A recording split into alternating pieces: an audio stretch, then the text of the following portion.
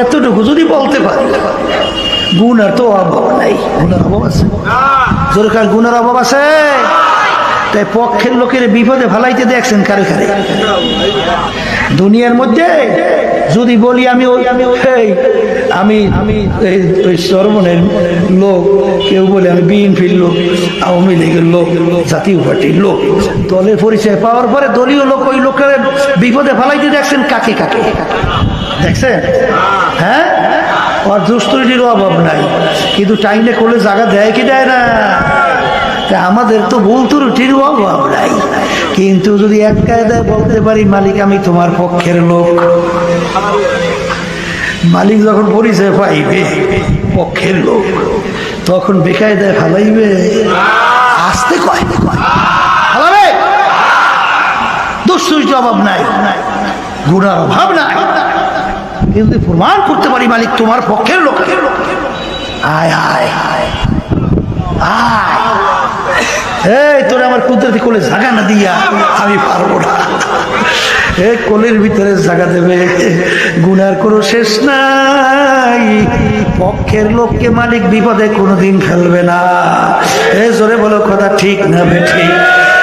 আমার বাজানদেরকে বলবো, পর্দার মা বোনদেরকে বলবো, বাজান কলবকে ভালো করো, তারপর বোঝো, তারপর দুনিয়া থেকে বিদায় নিয়ে কবরে যাও। যারা দুনিয়ার পাগল হইছ, যাদেরকে খুশি করতে চাও, আসলে কিন্তু তোমার আমার কবরে কেউ কিন্তু যাবে না রে বাবা। তোমার কবরে তুমি যাবা, আমার কবরে আমি যাব। তোমার কবরের প্রশ্নের উত্তর তুমি দেবা, আমার কবরের প্রশ্নের উত্তর আমি দেব। বাজান যদি কেউ মনে করো আমি চরমনের লোক, আমি চরমনের মুরিদ, যথেষ্ট, আমাকে নাজাত করাইয়া হুজুররা কায়দা করিয়া বেহেশতে নেবি। জোরে একটু নাউজুবিল্লাহ কর, জোরে কর নাউজুবিল্লাহ। হুজুর তো ভালো কথা, পীর তো ভালো কথা, পীরের বাবারও ক্ষমতা আছে যে কাউকে নাজাত করে জান্নাতে নেওয়া। পারবে? জোরে কর পারবে? যদি পারি তুই আল্লাহ রাসূল সাল্লাল্লাহু আলাইহি ওয়াসাল্লামের চেয়ে বড় পীর, বড় ওলি, বড় গাউস কুতুব দুনিয়াত কেউ আসে না, কোনোদিন আসবেও না। আল্লাহ রাসূল সাল্লাল্লাহু আলাইহি ওয়াসাল্লাম দুনিয়ায় থাকা অবস্থায় তার কলিজার টুকরার সন্তান ফাতেমা রাদিয়াল্লাহু তাআলা আনহা তাকে ইঙ্গিত করে বলছিলেন, ইয়া ফাতেমা তুনকিজি নাফসাকি মিনান নার, ও ফাতেমা রে,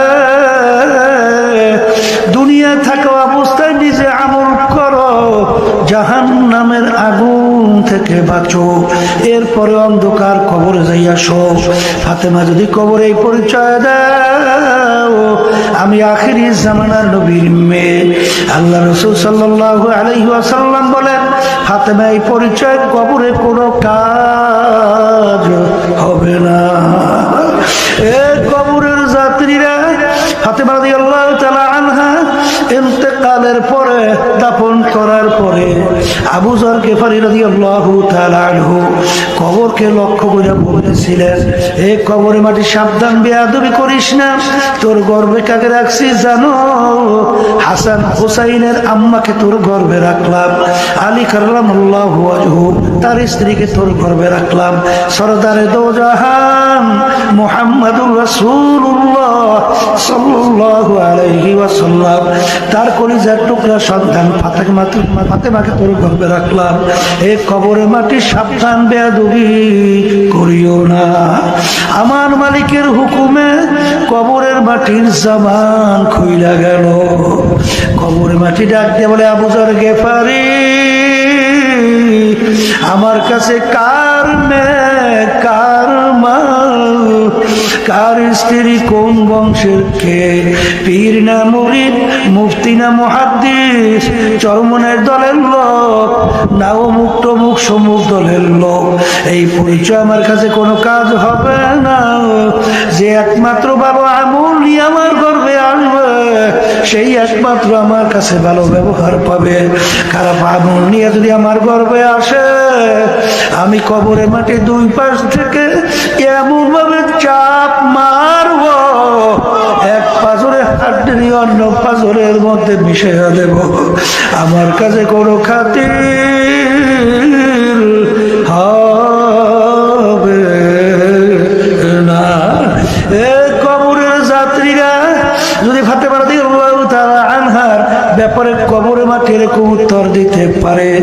তার ব্যাপারে যে সরদারে দোজাহান এই ধরনের কথা বলতে পারে। এখন আমার বাজানদেরকে বলবো, পর্দার আড়ালের মা বোনদেরকে বলবো, বাজান দলাদলি ছাড়ো। আল্লাহু আকবার। আমার আব্বা রহমাতুল্লাহি আলাইহি বলতেন, যারা চরমনাইতে আসছো, যতক্ষণ পর্যন্ত আমি তোমাদেরকে কোরআন এবং হাদিস অনুযায়ী পথ দেখাবো, ততক্ষণ তোমরা আমার কথা মানবা।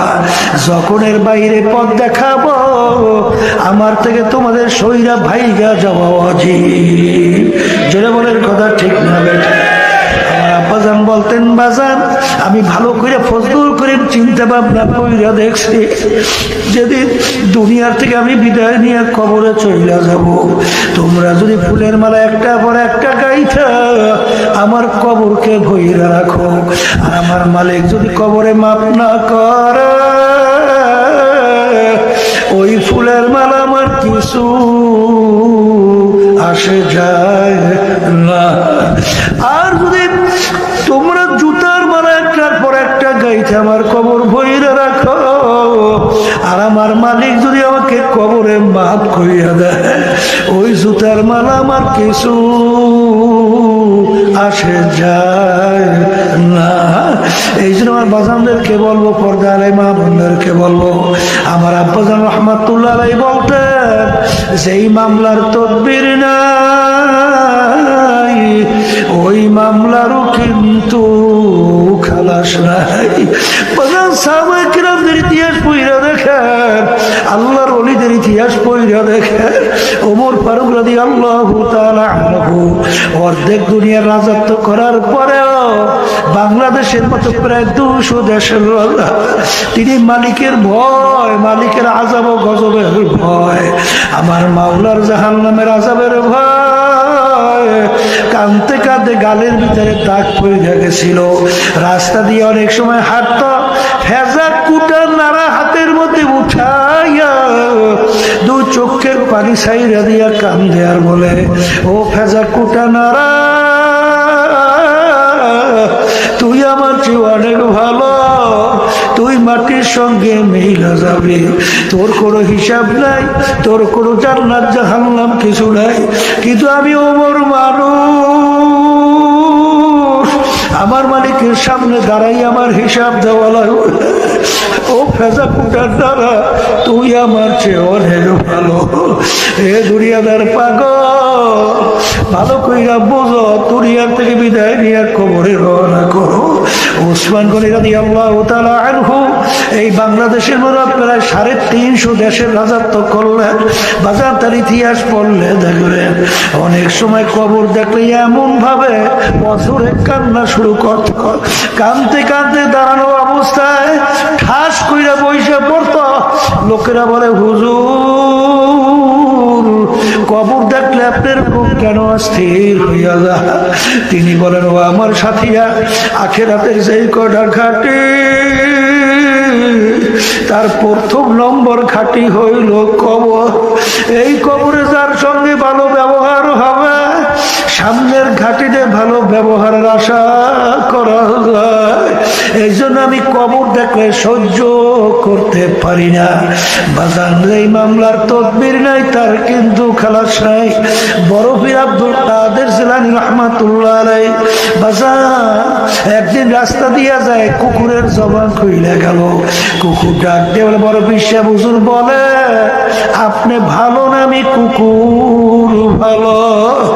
যদি বলে কুকুর তুই ভালো, আমার মালিকের কালামের উল্টা বলা কাররামনা বানি আদম। যদি বলে কুকুর তুই খারাপ আমি ভালো, আনানিয়া চলি, আনা খায়রুম মিনহু খালাকতানি মিন নার ওয়া খালাকতাহু মিন তিন। কি উত্তর দেবে, কি কর্তব্য বিমুখ? আল্লাহ রাব্বুল আলামিন পুরুষের উত্তর ভিতরে পয়দা করলেন। বড় পীর হুজুর ডাক দিয়া বলে, এ কুকুর কিয়ামতের ময়দানে আমার মালিক আমাকে যদি মাফ কইরা দেয়, ও কুকুর আমি তোর চেয়ে অনেক ভালো। আর কিয়ামতের ময়দানে যদি আমার মালিক আমাকে মাফ না করে, ও কুকুর তুই আমার চেয়ে অনেক ভালো। যেই মামলার তদবির নেই তার কিন্তু খালাস নাই। বাজান, আমার দাদাজান রহমাতুল্লাহ আলাইহি তার কথা শুনছিলাম, আব্বাজান বলছিলেন ইন্তেকালের আগে আগে চোখের উপরে বৈশা পাশে কবরস্থান।